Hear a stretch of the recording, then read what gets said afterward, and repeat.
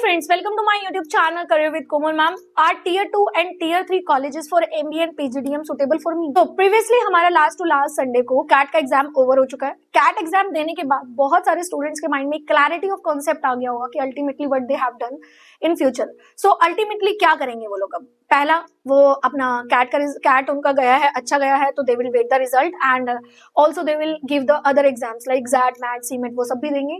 अब जिनका कैट का एग्जाम अच्छा नहीं गया है उनके पास आगे तीन ऑप्शन है. पॉइंट नंबर 1, वो कैट के एग्जाम को छोड़ के और अपने अदर एग्जाम्स के लिए प्रिपेयर कर सकते हैं. पॉइंट नंबर 2, वो अपना नेक्स्ट ईयर के लिए फंडा बना सकते हैं कि मेरे को तो कैट ही करना था, मैं नेक्स्ट ईयर के लिए ड्रॉप करूंगा. पॉइंट नंबर 3, कि मैं तो इसी साल एडमिशन लूंगा चाहे किसी भी टियर 2 और टियर 3 कॉलेजेस में लेना पड़े, लेकिन थोड़ा सोच समझ के. आप किस कैटेगरी में आते हैं कमेंट सेक्शन में मुझे लिख के बताना. I will not describe any type of student.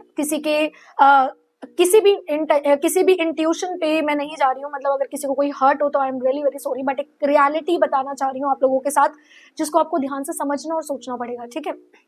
तो बेसिकली अगर आपका प्लान है कि आप नेक्स्ट ईयर ड्रॉप करना चाहते हैं या आप टियर 2 या टियर 3 सिटी के कॉलेजेस में एडमिशन ले लें, तो मैं ये नहीं आपको बोलूंगी कि आपको लेना चाहिए क्या नहीं लेना चाहिए. मैं आपको 4 ऐसे क्रॉस चेक या 4 ऐसे कॉन्सेप्ट्स आपको बताऊंगी जिससे शायद आपका एक विजन क्लियर हो जाए कि अब मुझे शायद ले लेना चाहिए या मुझे नहीं लेना चाहिए. Depends upon you, not me. मैं आपको जस्ट एक रास्ता बता रही हूँ, उसके ऊपर आपको चलना है कि नहीं चलना है वो आपका एजेंडा होगा, आपका डिसीजन होगा. So let get started. So उसके लिए आपको चैनल को फटाफट से सब्सक्राइब करना होगा, चाहे टेलीग्राम ग्रुप को ज्वाइन करना होगा और इंस्टाग्राम को फॉलो करना होगा for updated new information, so that you will get a good information and जल्दी आपको मिल सके एज सून एज पॉसिबल.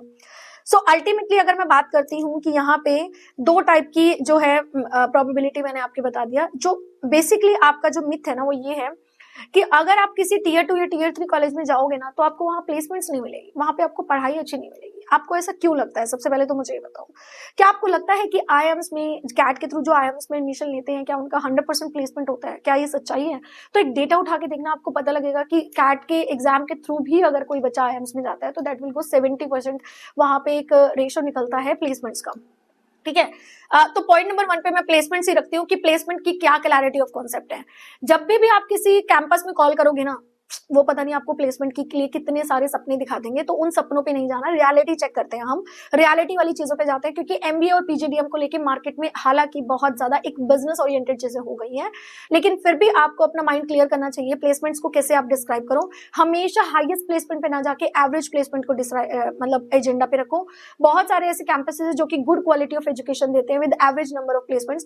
अच्छा, एक और चीज इसमें मैं बताऊंगी कि अगर आप बात करते हो ना प्लेसमेंट्स की, एक ही कैंपस से 2 अलग अलग रीजन आपको देखने को मिल सकते हैं. एक ही बी स्कूल से आपको ऐसे स्टूडेंट्स में देखने को मिलेंगे जिनका प्लेसमेंट अच्छा गया है, ऐसे भी स्टूडेंट्स देखने को मिलेंगे जिनका प्लेसमेंट एवरेज गया, और ऐसे भी स्टूडेंट देखने को मिलेंगे जिनका प्लेसमेंट गया ही नहीं, जिन्होंने प्लेसमेंट लिया ही नहीं, जिनका प्लेसमेंट हुआ ही नहीं. तो अगर आप ये देख रहे हो, आप उस नीचे वाले को देख रहे हो, तो आप कभी भी लाइफ में एक अच्छा डिसीजन नहीं ले पाओगे, क्योंकि उसके पीछे बहुत सारे फैक्टर्स हो सकते हैं. क्या पता उसकी बैक आई हो सकती है, वो आपको नहीं शेयर करेगा. क्या पता उसका परफॉर्मेंस अच्छा ना हो, क्या पता उसकी स्किल्स अच्छी ना हो, और क्या पता वो लेना ही ना चाहता हो. There are so many reasons behind this. ठीक है. आई एम नॉट सेइंग कि भाई कोई भी जो कैंपस है वो अच्छा हो सकता है, but I am not saying like this कि कोई भी कैंपस बुरा हो सकता है. आपको एक प्रोस्पेक्टिव आपको देखना चाहिए. जैसे one of my student who was studying in IIEBM that you know, वो वहां पे पढ़ रहे थे और उसमें से उनका जो प्लेसमेंट्स लगा that will be around of 18 lakh. And one of our, मतलब उनका ही एक फ्रेंड था जब उन्होंने मेरे से बात की तो उन्होंने मेरे साथ अपना एक्सपीरियंस शेयर किया. उनका प्लेसमेंट लगा 4-5 लाख का. तो how you will disclaimer this कि भाई क्या कौन सा सही है.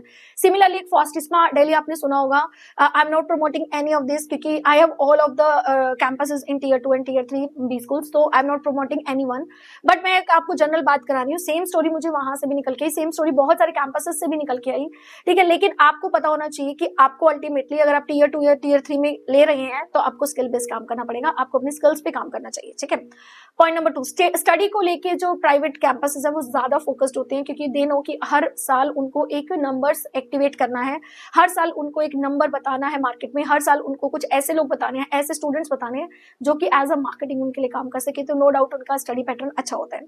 तीसरा, अगर मैं आपको एक डेटाबेस से अगर मैं समझाऊं तो इस साल कैट के एग्जाम में 3,29,000 स्टूडेंट्स ने रजिस्टर्ड किया था एंड 2,93,000 स्टूडेंट्स आर उन्होंने एग्जाम दिया था. 2,93,000 स्टूडेंट्स ने एग्जाम दिया था.